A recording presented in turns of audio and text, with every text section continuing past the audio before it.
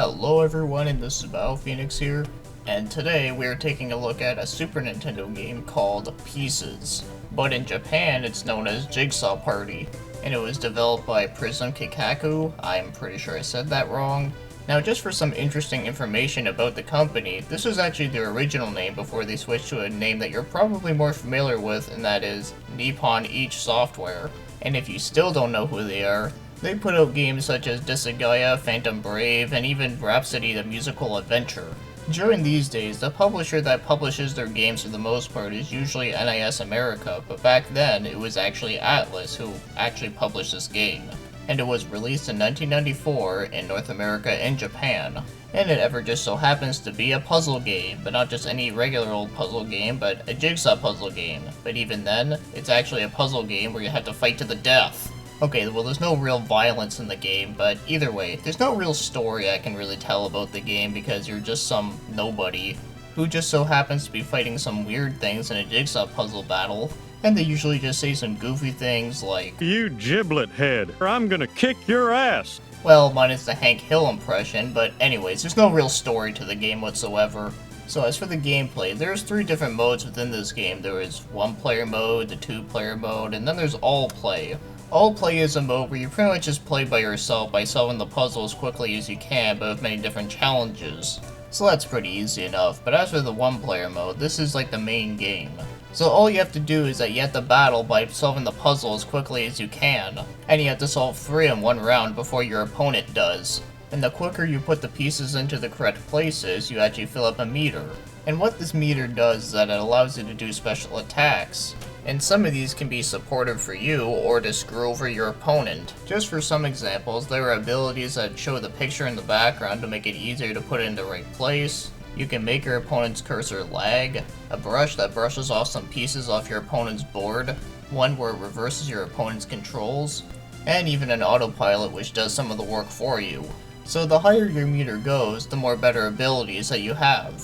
And as I said before, when you complete 3 pictures, you win the match. So it's a pretty simple game that is easy to understand, and it also reminds you of Tetris Attack, or even Puya Puya, but instead of it being like Tetris, you're actually putting jigsaws together. And I have to say, that is actually quite creative, considering that I've never seen anything like this being done before. So I really like its uniqueness, and one other thing I have to add here is that something you may not know about me is that I actually do like jigsaw puzzles in real life. Now, I don't do them like all the time, but it's something I don't mind doing every once in a while. I find it can be kind of relaxing, or sometimes it can be a little bit frustrating when you're just digging through a big pile of pieces and you're just trying to find all the corner ones to do first, and yeah, that can get annoying. But other than that though, I actually do like doing puzzles in real life. So if you ask me, I really like the concept here. So now, let's take a look at the controls, and all I have to say here is that you actually do get 2 different options. So you can play with a standard Super Nintendo controller, or you can even play with the mouse.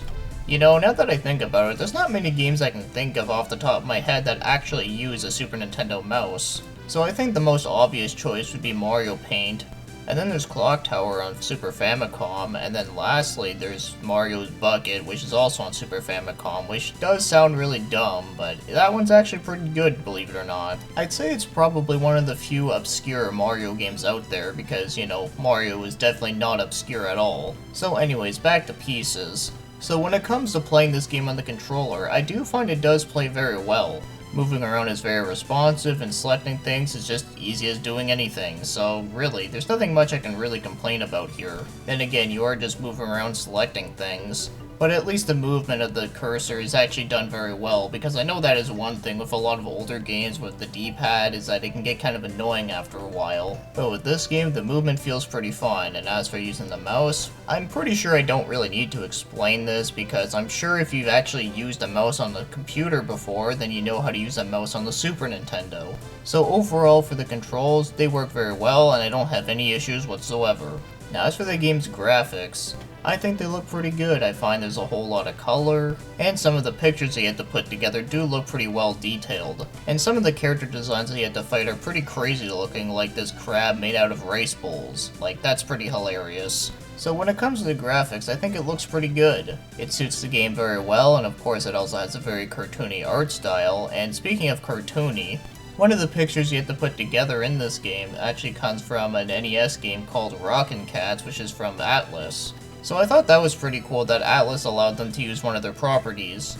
So all they need to do now is just add in some pictures from Puzzle Boy, Bonk's Adventure, and if they really wanted to be crazy about it, they could have added some Shin Megami Tensei in there, but I highly doubt they would do that, but it would be pretty funny. So overall, the graphics are very nice and colorful and suit the game very well. So now, as for the game's music, I think it's pretty good. It's very happy sounding and also pretty catchy. And some songs can be a little bit relaxing, which is pretty nice. I really don't have any complaints whatsoever about the music, and even though it may not be my most favorite thing ever, I do find it does sound pretty good and it does suit the game very well.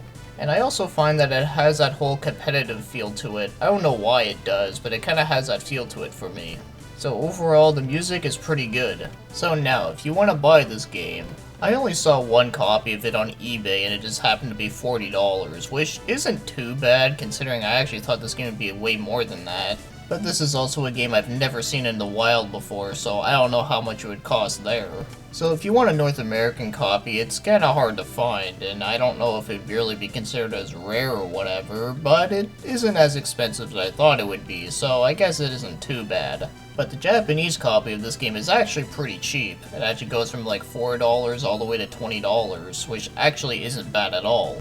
And there's enough copies on there that I can at least tell a price difference, because it seems like recently I've been trying to look up a game and I only found just one. So it's been tough finding some exact price points, but I should at least give you some basic detail that it may not be the easiest thing to find in the wild, but you might be able to come across it. Just maybe. It just depends. So now, if I were to rate this game, I'm gonna have to give it an 8 out of 10. I find this game to be pretty damn enjoyable. And as I said before, I really like jigsaw puzzles in real life, and I also like this game being a jigsaw slash like Tetris Attack sort of deal, which is very creative. Now this kind of game I can't play like all the time, but I can definitely tell you that this is something I don't mind playing every once in a while. And I have a lot of fun doing so, and I can imagine playing this game with 2 people would be really fun. But even playing one player against a computer, or even on your own, it does make for a pretty good time. Now, if you don't like jigsaw puzzles, then obviously this is not the kind of game for you. But if you're just okay with them, or you somewhat enjoy them, or if you really enjoy them, then I find this game is actually really fun for that. So I really like it a lot myself, and I don't have any complaints about it whatsoever. But I'm giving it an 8 because it is a very solid game that does do really well at what it's trying to do. And like I already said, it's not something I can play all the time, and sure I actually did spend quite a few hours playing this game. And I guess another thing I could add is that they really do need more pictures within the game. I mean, they do have quite a lot in the game as its own, but it would be nice to have a lot more. But still, very fun game, and I would highly recommend it if this does seem interesting to you. And you just gotta love Atlas for localizing the most craziest shit ever. And Nippon Ichi for coming up with some pretty weird ideas that are actually very amusing. So with that being said, let's end this review here. So, thank you for watching and commenting.